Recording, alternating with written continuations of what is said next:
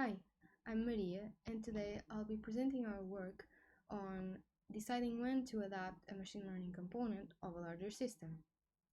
So, as you probably know, machine learning is everywhere nowadays, from self-driving cars to fraud detection and medical diagnosis systems to robots, and these systems typically operate in non-static environments which are prone to unpredictable changes.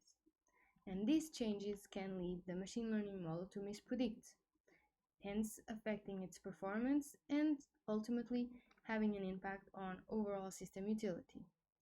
However, some of these mispredictions can be prevented through model adaptation. The problem is that, on the one hand, model adaptation has non-negligible costs, and on the other hand, the improvements are both data and context dependent. So, when should we actually adapt? When is it actually worth it in the sense that the benefits outweigh the costs? And so to answer this question, we thought about creating a framework for machine learning component adaptation, such as the one we see here on the picture, where we have our machine learning based system that relies on one or more machine learning components and interacts with the environment. And then there's a self-adaptation manager that monitors and analyzes the performance of the system and then plans what kind of adaptation strategies to enact. And so our goals with this work were first to understand if the benefits of, for instance, retraining a model are predictable, and then also understand if by retraining, when the expected benefits are higher than the costs, if system utility actually improves. But this comes with some challenges, such as how to estimate the impact of machine learning models' misprediction on overall system utility, how to predict the impact of a retrain on the model's accuracy, and finally, how to estimate the cost of a model retrain. This last problem has actually been addressed by literature, and so we are focused more on the first two problems. And in order to develop our framework, we set some key properties and requirements that the framework should abide by.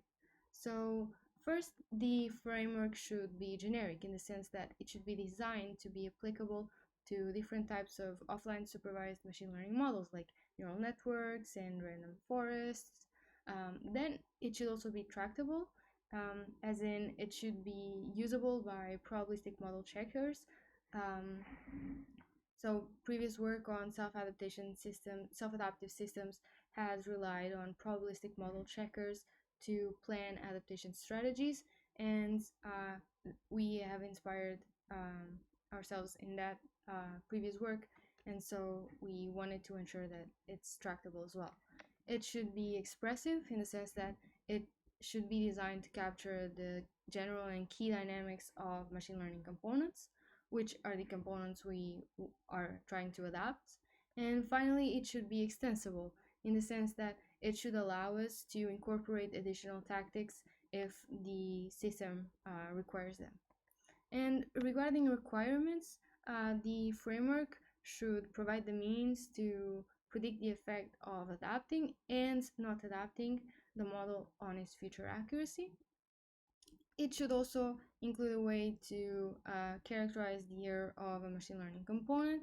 And finally, it should be able to determine the impact of a machine learning misprediction on overall system utility.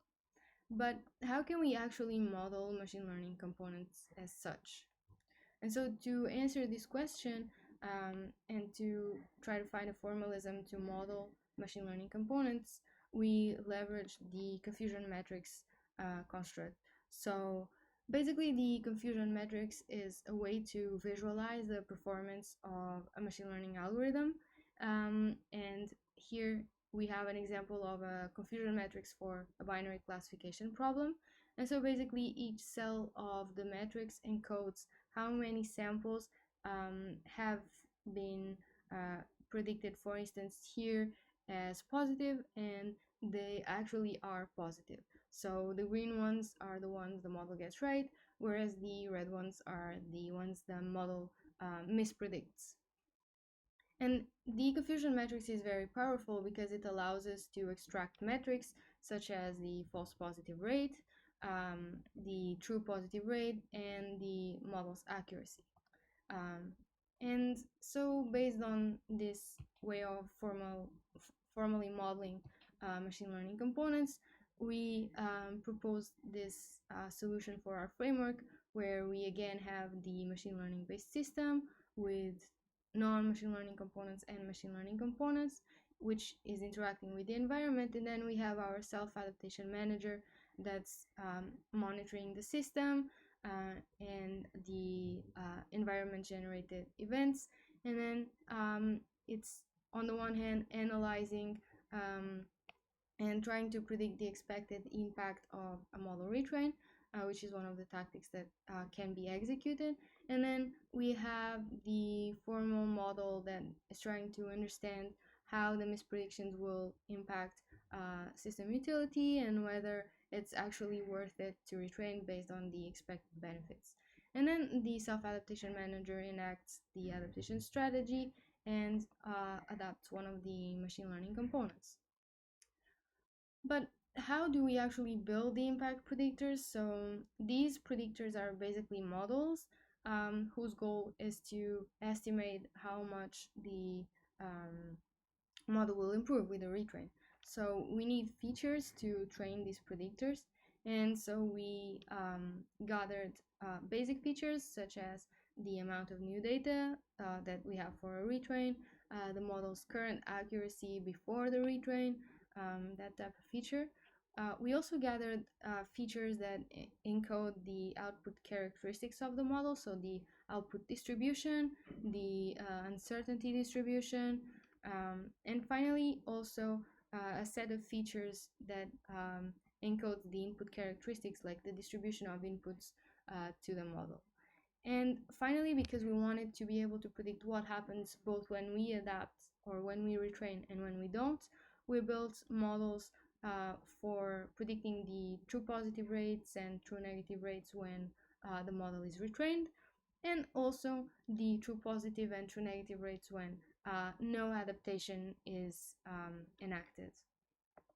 And to actually build the retrained dataset, what we did, well, the dataset is required to train the predictors.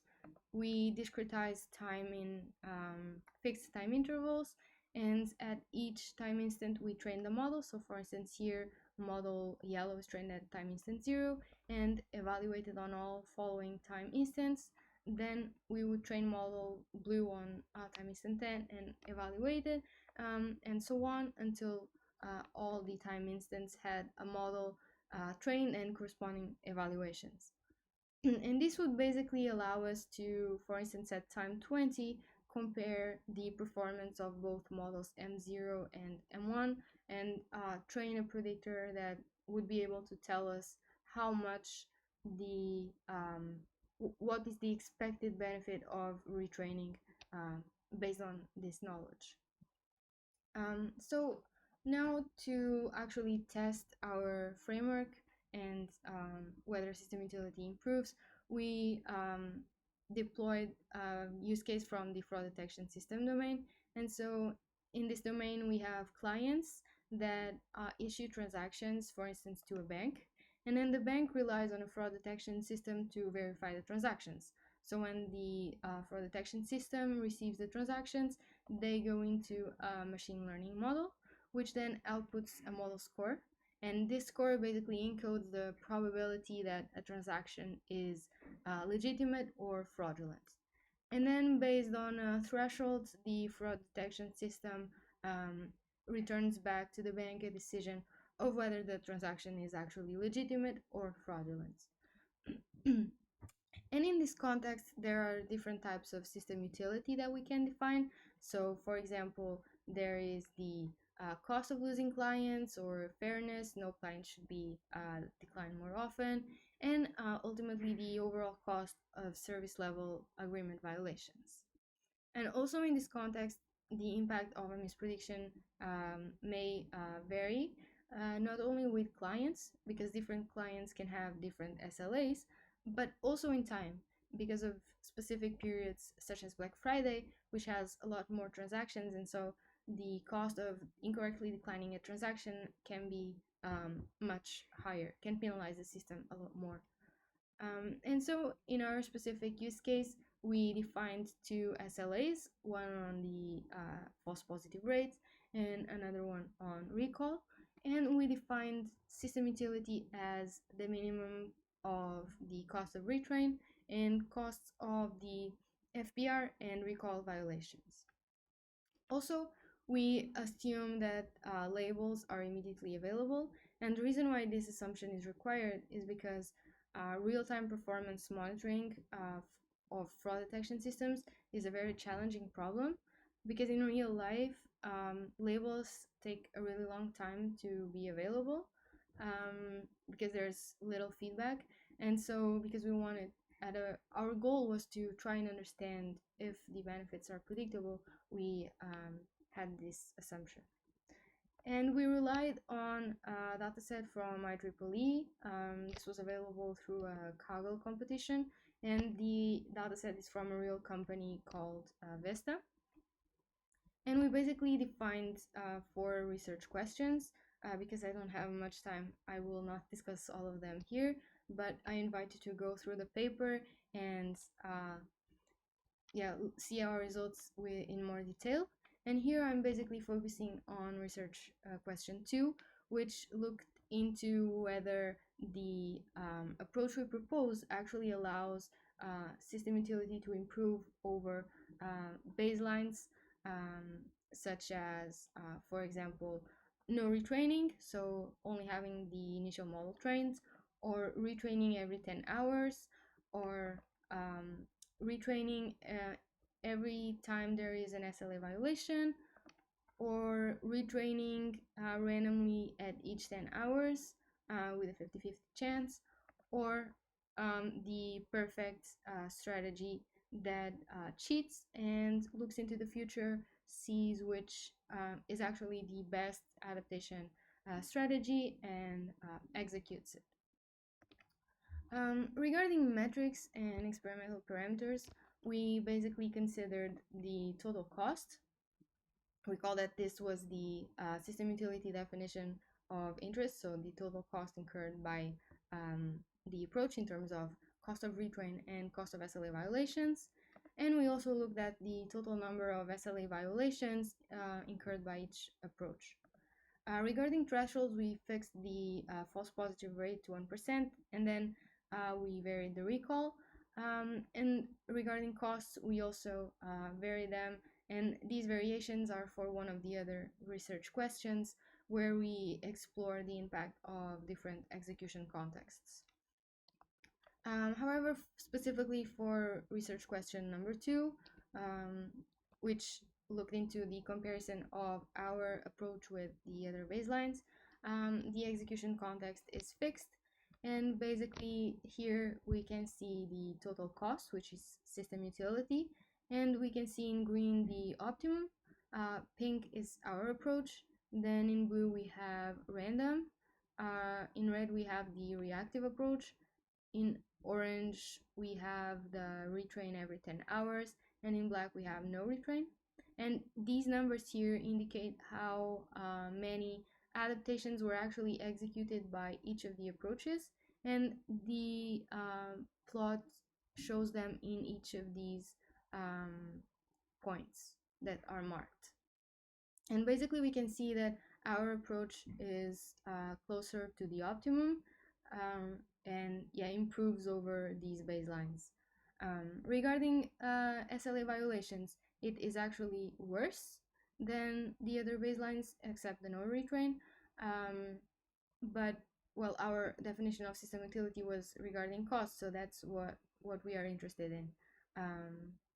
Just to conclude, we in this work we have investigated the problem of deciding when to adapt machine learning components, and we proposed a strategy for formally modeling the behavior and state evolution of these components. And finally, we demonstrated that with this approach, we can improve system utility over simpler baselines. Regarding next steps, we are working towards validating the framework in a broader range of domains, and also studying the extension of the framework to settings where we have multiple tactics. Thank you, and if you have any questions, please reach out to me.